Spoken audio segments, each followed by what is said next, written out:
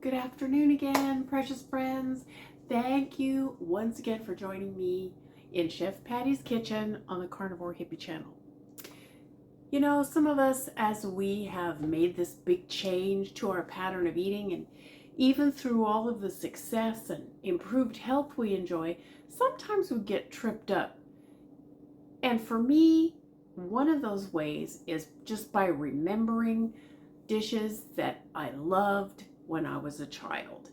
And today I'm going to do one of those. My mom found this recipe in a magazine in the 70s, and it's a pasta dish. And of course, we don't do pasta, but I love this dish, and I have a lot of precious memories of working alongside my mom in the kitchen, just the two of us, and her teaching me how to make this. It was a staple in my family at the time, and it became a staple as I grew up and had a family of my own. But now, of course, we've given up pasta in exchange for so many health benefits. But I still miss that flavor and that feeling. So I updated and I keto-fied this recipe, and that's what we're going to do today. And the name of the recipe is Hamburger Heaven. So here, friends, we got what we're going to get started with. I've got 2 pounds of ground beef right here that I've already pre-cooked and seared a little bit. That's 2 pounds. And right here I have my skillet that we did that up in, and I've drained off the drippings and the fat, and I've put about 2 tablespoons of fat back into the pan, and that's what's going to get us started.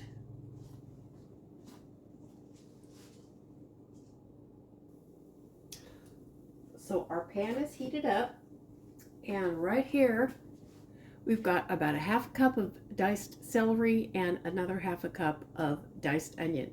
I like these because it gives it the same taste that the casserole that my mom used to make had, but if you don't do veg at all, you can just leave these out and it'll still be delicious.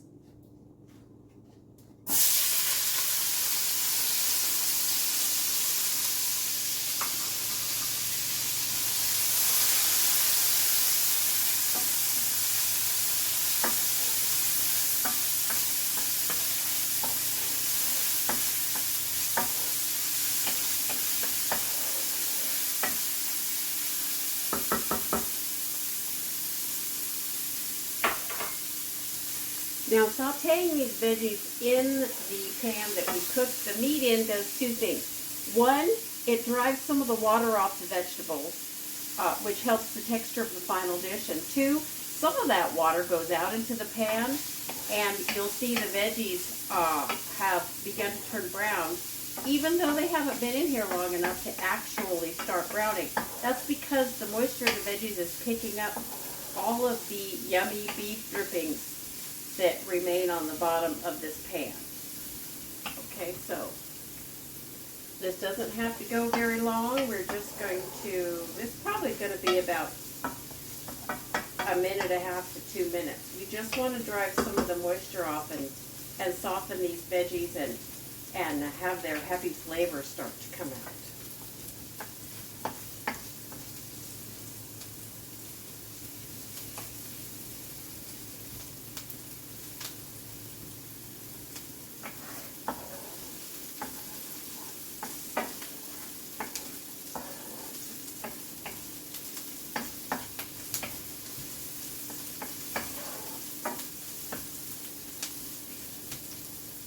So now I can see that the onions are actually starting to brown a little bit. So that's good enough, and I'm going to back the heat off to medium.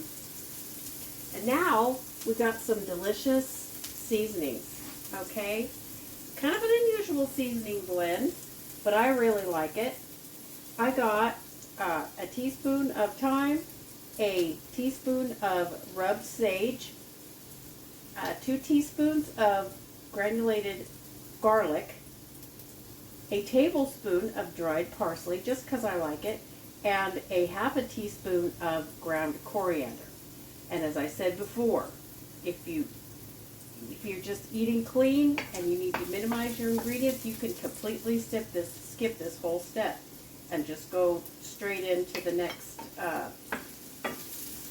stage with the meat. But I am going to stir these around a little bit and get them bloomed up a little bit in the heat. And then make sure you've turned your heat down to medium. And then we have a 5-ounce can of tomato sauce. Once again, this is because this is how my mom made it. Okay? If you want to make this with no tomato sauce, it'll still be delicious. You do you. But this is a 5-ounce can of tomato sauce. And I'm not going to put any water in it just yet. I'm actually going to saute this tomato paste a little bit. So that drives off the canned taste, really. And it really does bump up the umami, natural umami flavor that's inherent in tomatoes. So we're going to let that just hang out for just a minute. Now, friends, you can see a little better. I don't know if you can see, but there is some browning happening on the tomato sauce on the bottom of this pan. You can skip this step if you want to, but I'm telling you, it is really worth it. Now that we've got that little browning going on, I'm going to move off the heat because we need some water. And here we go. We're going to add 12 ounces of water. Of course, you could use beef broth, chicken broth. If you're the type, you could put a little bit, you could replace a little bit of the water with wine. That would be delicious if that's on your eating plan. I'm going to raise the heat back up and just dissolve all this tomato paste. And what we've got here is a beautifully seasoned tomato sauce, obviously. Now, if you're skipping all the veg, you're going to skip this part. But if you're carnivore and you do the occasional veg, or if you're ketovore, I think you're just going to love this. So, now that this has begun to bubble again, we're going to take our ground beef.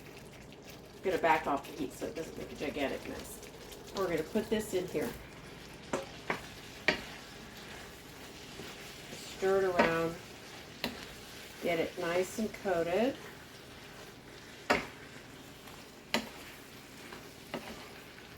And while we're stirring that up, we'll take the opportunity to finish our seasoning. And I got right here some Redmond's real salt. And I'm going to put in about a teaspoon altogether. That's a half a teaspoon per pound of meat. That's the way I like to season, but you use the amount of salt that you like. And here is, of course, my freshly ground black pepper. And we're going to put about 10 grinds. Maybe 12. There we go. Oh, I just love the smell of freshly ground black pepper. If you really, friends, if you really don't know the difference, if you've never noticed the difference between freshly ground black pepper and pre-ground black pepper, I encourage you to actually do a side-by-side comparison. Just get a hard-boiled egg and put a little pinch of pre-ground black pepper on a bite and eat that, and then put a pinch of freshly ground black pepper on, eat that, and just, I mean, there's no comparison. But as I said, not a judgment, you do you. So here we go. We've got this beautifully seasoned ground beef, but it's still a little bit wet. So we're going to let this cook a little bit more. It's going to make the flavors meld and get together and get happy. And it's going to reduce some of the water and make the mixture stiffer so that when we pack it into our casserole and we slice it when it's done, it won't ooze all over the plate. So let's give that just a minute to be happy, and I'll be right back.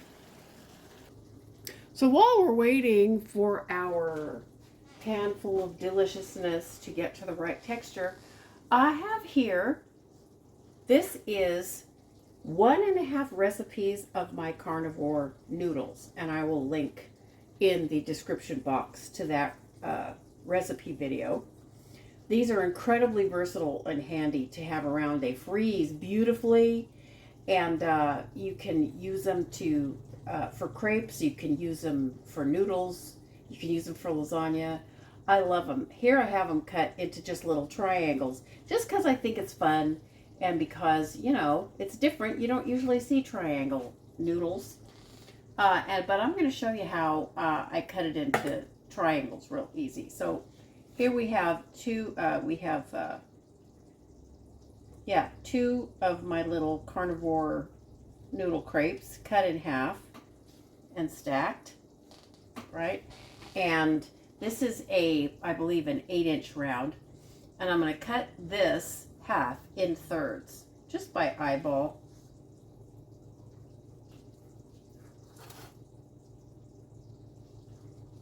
Okay, just like that. And I'm going to show you how we cut the triangles. And you can use this technique to cut anything that's flat into triangles. So first of all, I want you to watch how I'm gripping my knife. I'm not going to grip it like this. I'm going to grip it with my 2 last fingers around the grip, and my 2 first fingers and my thumb on the blade. Okay, this, you can angle the knife anywhere in a 180-degree pattern like this. Okay, so that's first of all. Second of all, we're going to take one of our strips.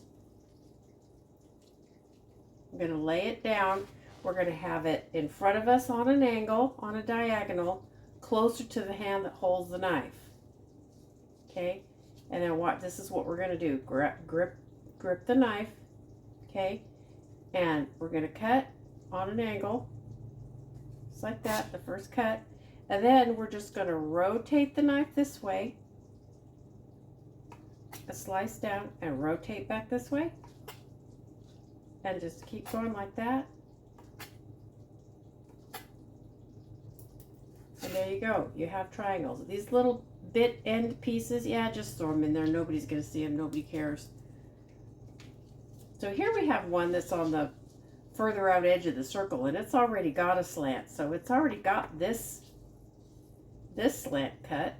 So we're just going to start by doing this.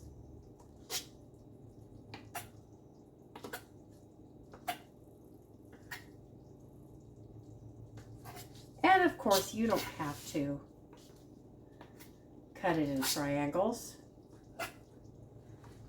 You can cut it in any shape you want to, although I don't recommend a long, skinny, like linguine type shape. You could just do little squares. You could just chop it up random. You could tear it into little pieces. It really doesn't matter. What you want is you want pieces that are about this big. Okay, doesn't matter what shape they are. I just like the triangles because it's unusual and it's fun, and it's very reminiscent of the farfalle noodles or the butterfly shaped pasta that my mom would use to make this dish when I was a kid. So, but the shape of this really isn't important. It's the size. And our next stage, friends, is we have got a cup of ricotta cheese and 2 tablespoons of Parmesan,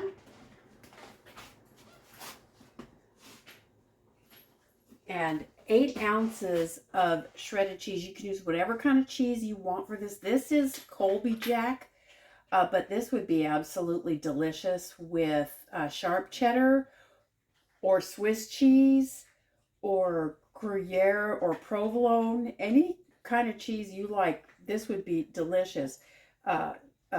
Pepper jack would be good if you like the spicy. Anyway, that's 8 ounces of shredded cheese. Now, the next step is we got our noodles, and we're going to stir our ricotta cheese into these noodles.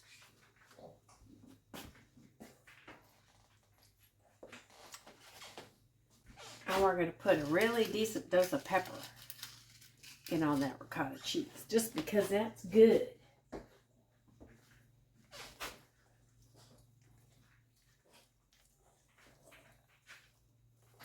Just stir this all in here. Whoops. Counter's clean, don't worry. Now we're going to put some of our cheese in here too. Not all of it though. We're going to put about 1/3 of our cheese.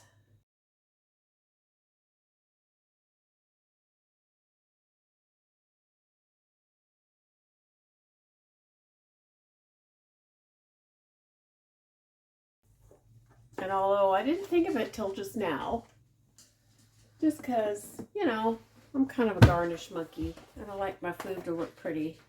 And plus the fact I just like parsley, I'm just going to put another about tablespoon of parsley in there. I love parsley. I understand why a lot of people don't want to eat it, but as I say every time, you just leave it out if you don't want it. All of my recipes will still be delicious, even if you leave various and sundry herbs and spices out. If all you want to eat is meat and eggs and cheese and salt, you can still do this. And it will still be yum-o. Okay, now we got that all mixed up. We got our noodle and ricotta mix. We got our remaining cheese, and we got our Parmesan. Now, all we need is our baking dish. There we go. Now you can see our ground beef mixture is cooled off a little bit. And we're going to put half of it into the bottom of our casserole.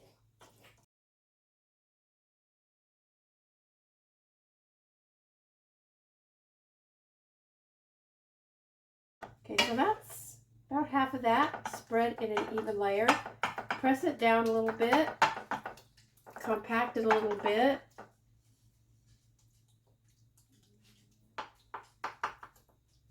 And that keeps it nice and juicy. Even it out. Now, we're going to put half of our noodle mixture.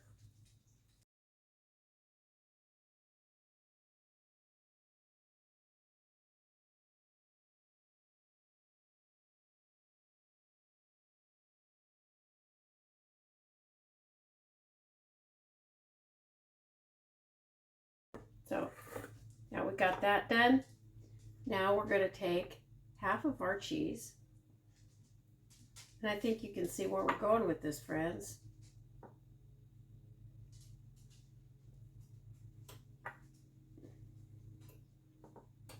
It's a bit of a riff on lasagna. It really doesn't taste like lasagna though, because the seasonings are different. Okay, now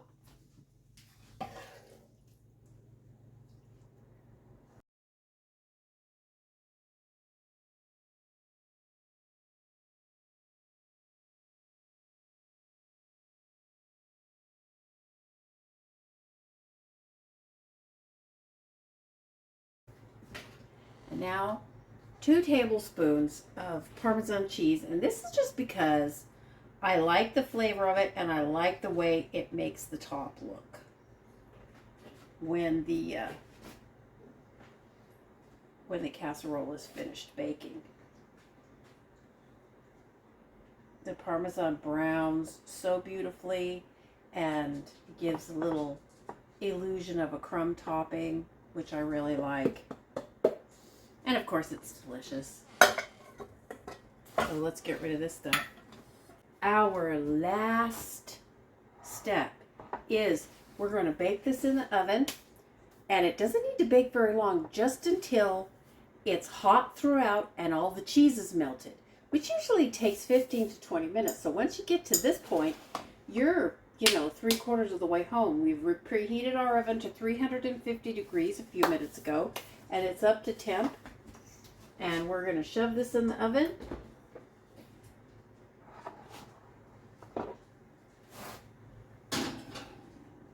Oven shoving. Oh, before I put it in the oven, just look, I want you to see. Look at the layers. That's going to be so cool looking when it comes out of the oven.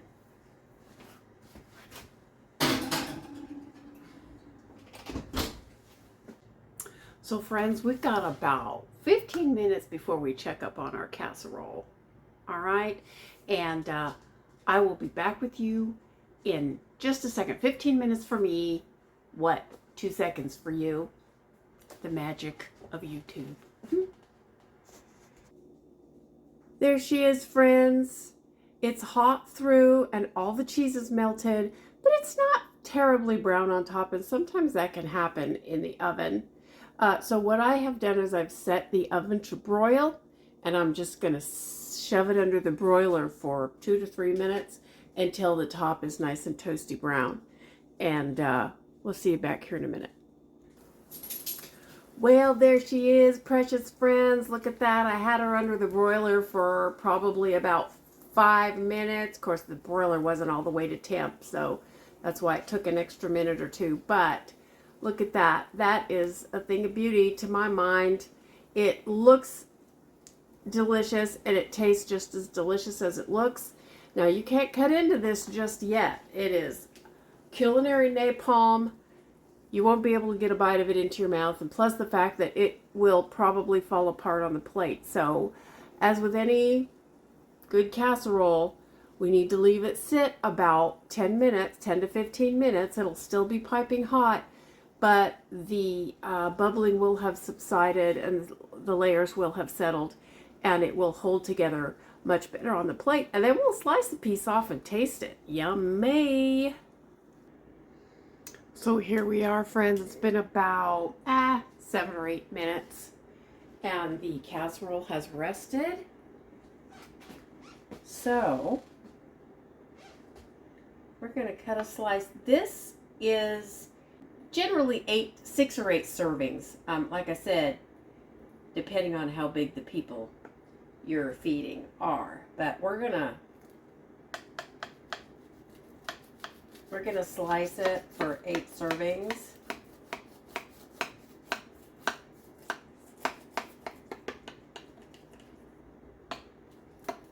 The topping is crispy.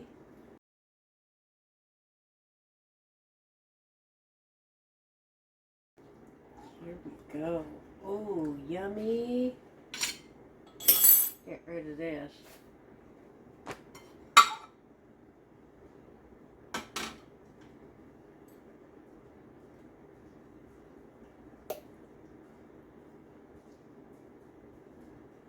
It holds together pretty well. It's still pretty hot. If it was a little cooler, it would hold together better.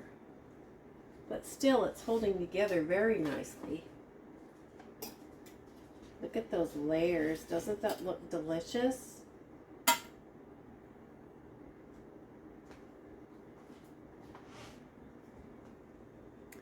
Look at that. Cheesy and noodly and tomatoey and beefy. Man, that makes my mouth water and makes my stomach growl. Let's taste it. So here we are.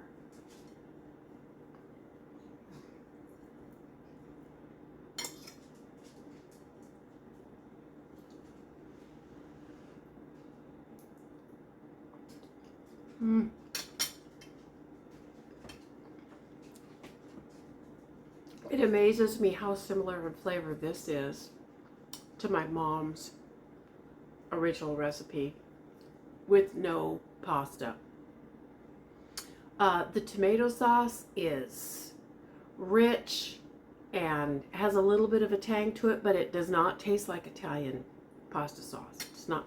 Does not taste marinara, taste of marinara at all. It's a much deeper and richer taste. A lot of umami. The noodles are tender. The cheese is slightly salty. The ricotta cheese gives it a real creaminess. It blends really well with the shredded cheese and just makes the whole cheese and pasta layer so very creamy. And then the ground beef has this beautiful chew, and it's just so satisfying flavor-wise, texturally, and looks pretty darn good too.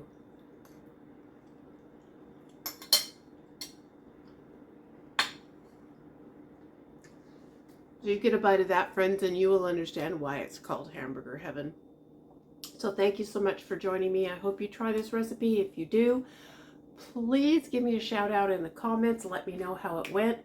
I love hearing about people's experiences when they try out my recipes. And until I see you again, I bid you peace, love, and meat. Bye-bye.